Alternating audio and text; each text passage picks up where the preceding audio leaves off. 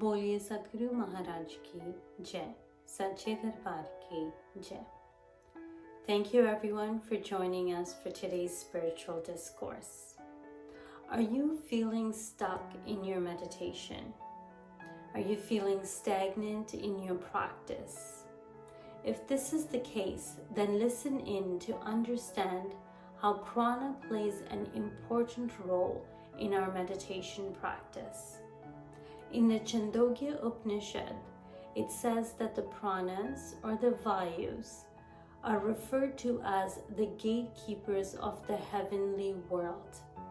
So if we can learn to master our prana, we can enable ourselves to have deeper spiritual experiences. So what is prana?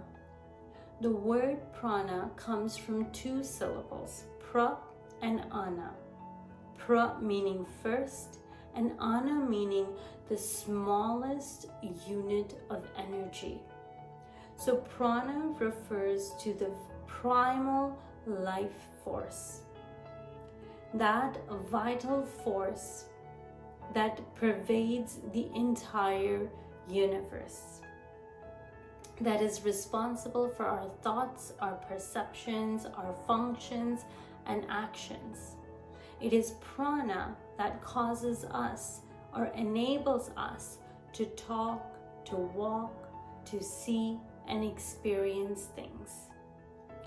Prana is received through the 5 elements, received through the earth element in the form of the food we eat, received in the water element in the form of the water or the liquids we drink, received in the form of fire element in the form of sunlight, received in the air element in the form of air we breathe, and in the space element in the form of our thoughts.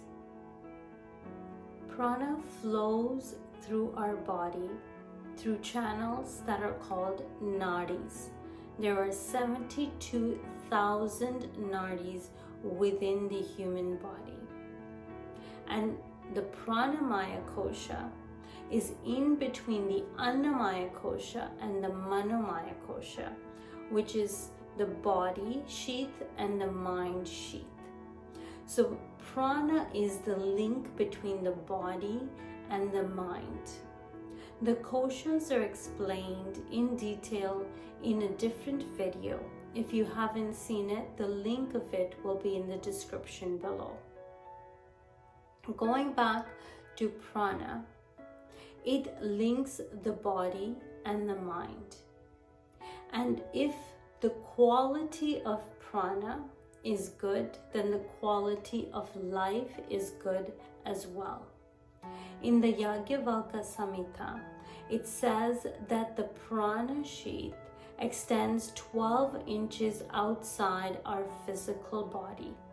And the goal is to keep the prana contained within this.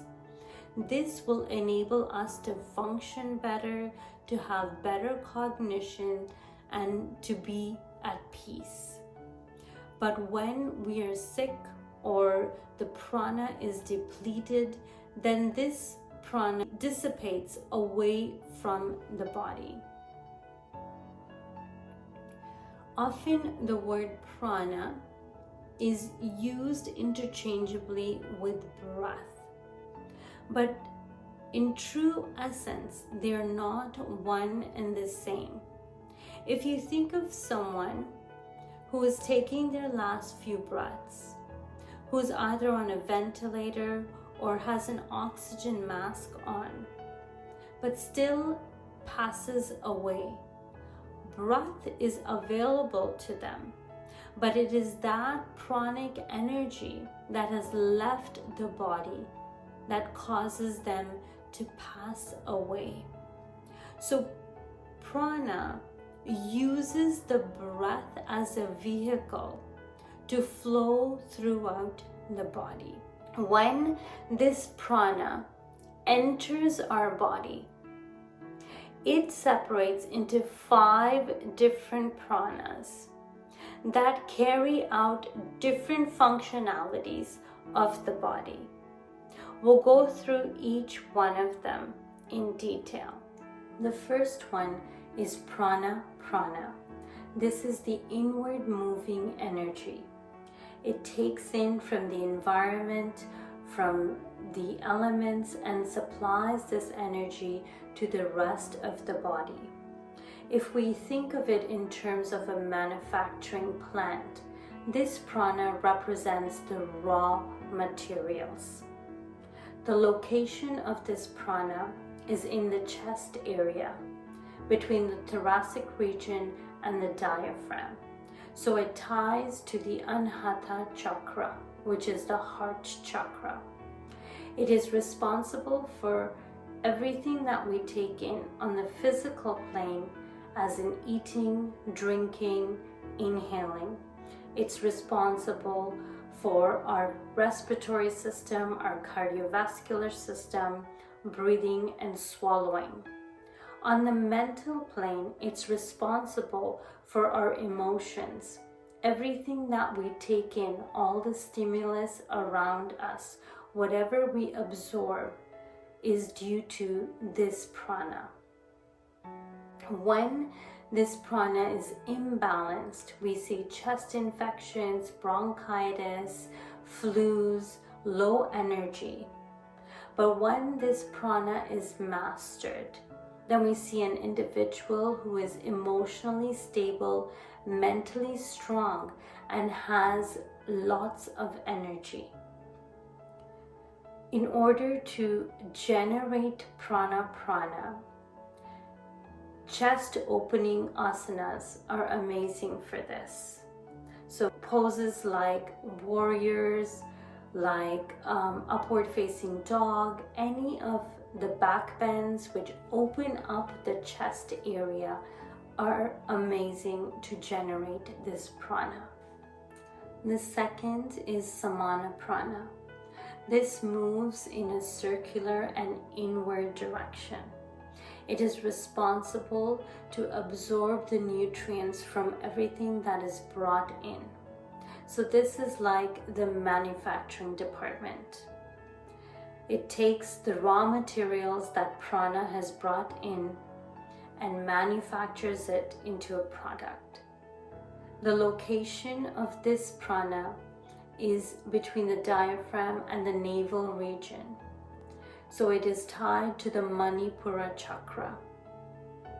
It is on the physical plane, it is responsible for the absorption and assimilation of nutrients from the food we have taken in.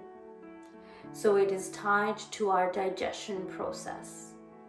On the mental plane, it's responsible for the absorption of the experiences we go through. When we go through an experience, there's two parts. One is the impression, and second is the lesson learned from that experience. It is the responsibility of Samana Prana to absorb the lesson learned from each experience we go through. In an imbalanced state, we see indigestion, bloating, any digestive issues are tied to a weak Samana Prana. On the mental plane, we see a lot of ruminating of thoughts, replaying of the same situation in the mind over and over again, an inability to take the lesson learned and let go of the rest. In the Patanjali Yoga Sutras, in Yoga Sutra 40, it says if someone has mastered Samana Prana, then a natural radiance and aura exists around them. When the body assimilates, absorbs and assimilates nutrients, and this is distributed to all of the cells in the body, when each cell is nourished, then there is a natural radiance that shines forth. The asanas that help in generating Samana Prana are any twisting poses. They can be done seated or lying down, and poses like triangle and boat and pranayamas like Kapalabhati help generate a balanced Samana Prana. The third is Apana Prana. This is a downward and out moving energy. It's responsible for the elimination of waste. So in a manufacturing plant, once the raw materials are brought in, a product is made, the waste is discarded. Just like that, Apana Prana is responsible for the elimination of waste in our body. It lies below the navel region at the base of our spine, so it's tied to the Muladhara chakra. It is responsible for excretion, urination, sweat, carbon dioxide, elimination of all the waste on a physical plane. On a mental plane, it's responsible for the elimination of impressions, eliminations of experiences. In an imbalanced state, we see constipation, urinary tract infections, menstrual problems, reproductive problems.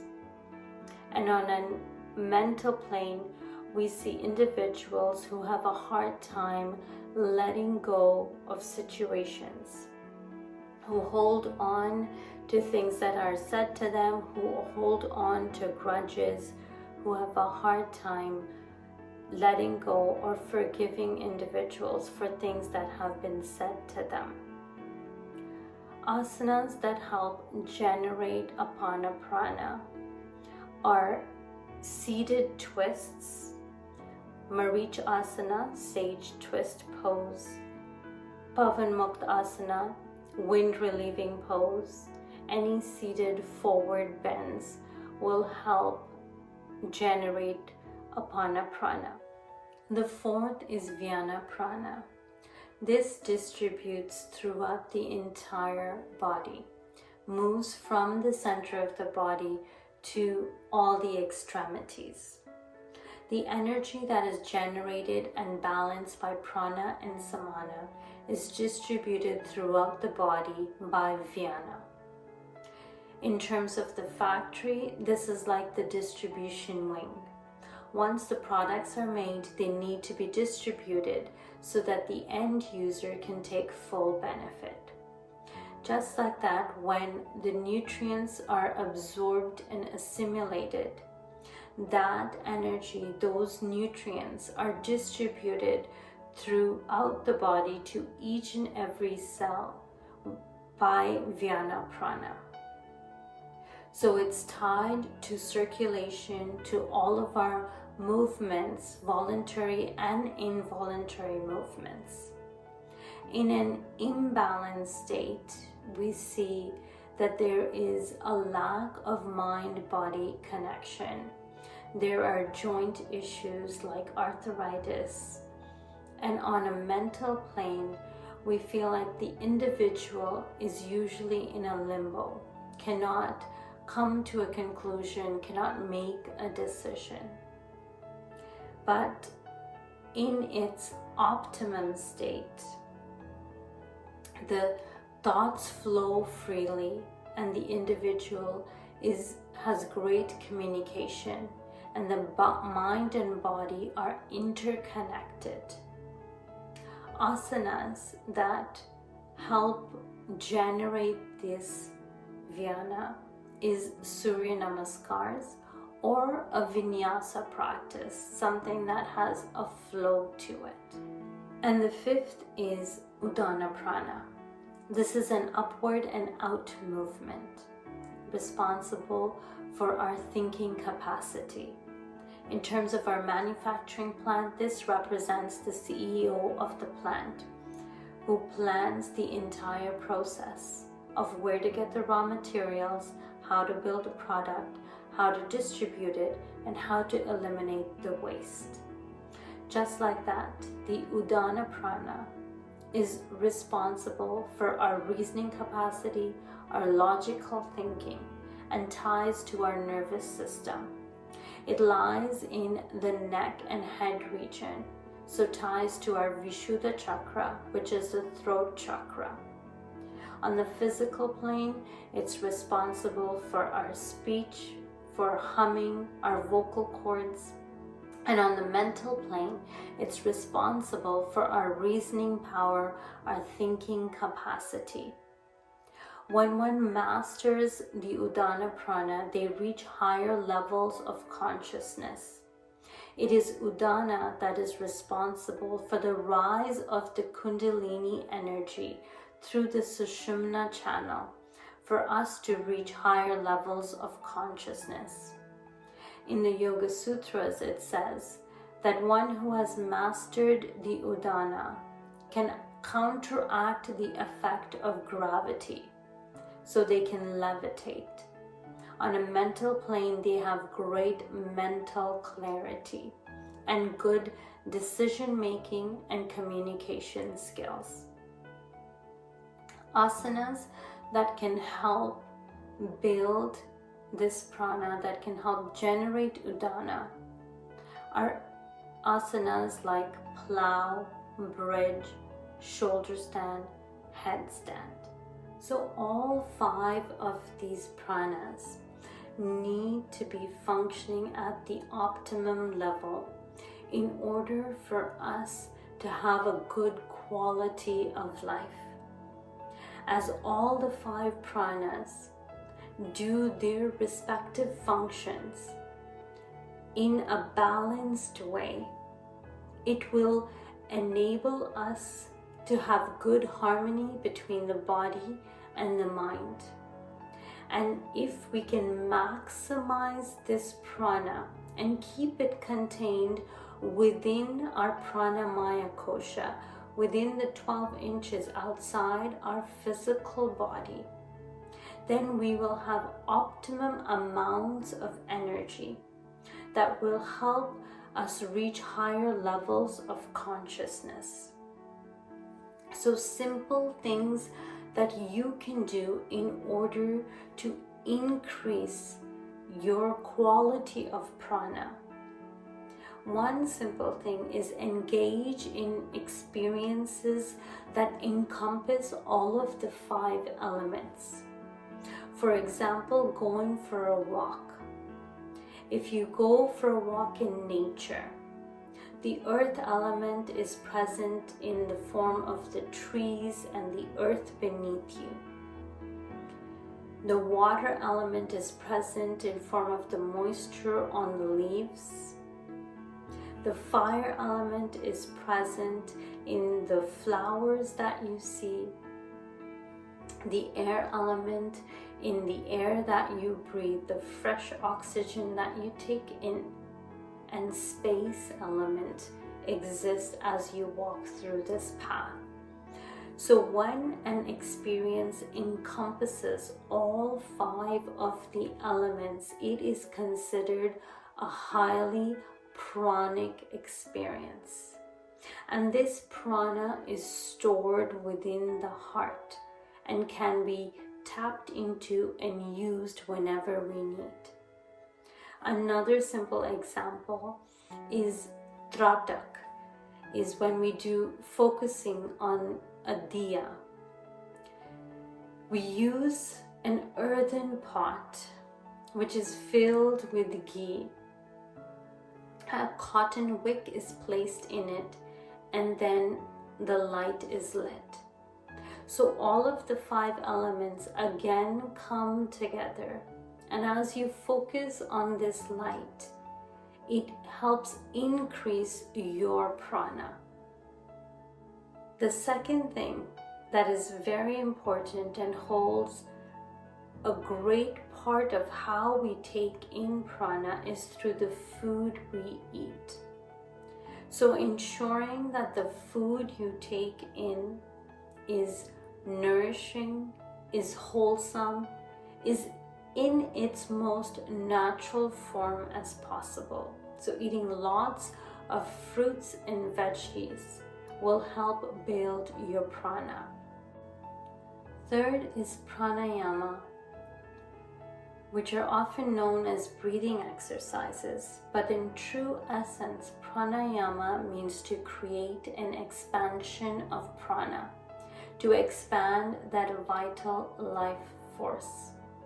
But since prana uses breath as a vehicle, if the vehicle is functioning well, then the prana will flow freely throughout the body and will create more energy for us.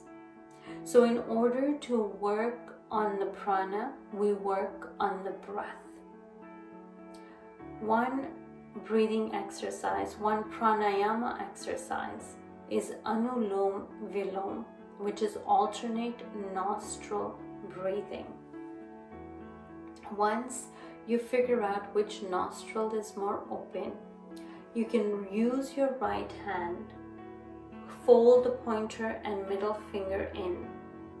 Use the thumb to block the right nostril and the ring finger to block the left nostril. We'll alternate between the two. For our exercise today, we'll pretend that the right nostril is more open. So we'd block the left, breathe in through the right, hold the breath, breathe out through the left, hold the breath out, breathe in through the left, hold the breath, breathe out through the right, hold it out. That is one cycle. I'll repeat it one more time. Block the left nostril, breathe in through the right, hold the breath, breathe out through the left, hold it out, breathe in through the left, hold the breath, breathe out through the right, hold it out. Anuloma Viloma Pranayama helps balance the left and right side of the brain hemispheres. It helps clear the Ida and the Pingala channels, the left and right channels, so that we can push the energy through the Sushumna, through the central channel, so that it can help raise us to a higher level of consciousness.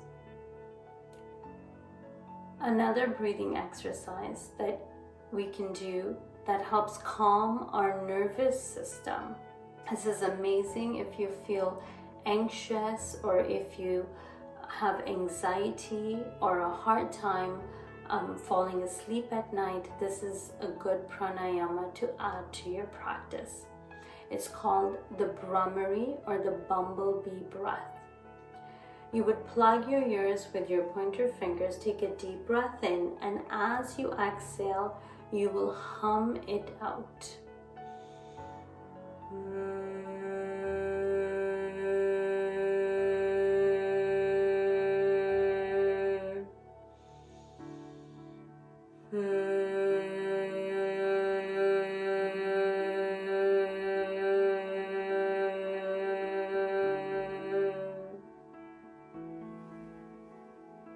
This pranayama instantly helps the mind and the nervous system calm down.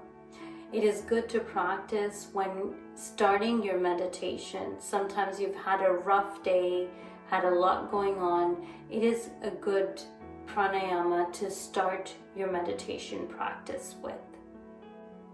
Try these simple exercises to help harness your pranic energy, to help harness that life force energy, so that you can maximize your physical, your mental, your emotional and spiritual health, so that you can help yourself rise to a higher level of consciousness. The higher the quality of prana, the higher the thoughts. It's like having $100 bill versus having $101 bills. The higher the quality of the prana, the higher the thoughts, the higher the experiences. On that note, we'll conclude today's discourse. I hope these techniques help enhance your spiritual practice, help bring some life to your meditation practices, and help you all raise to a higher level of consciousness.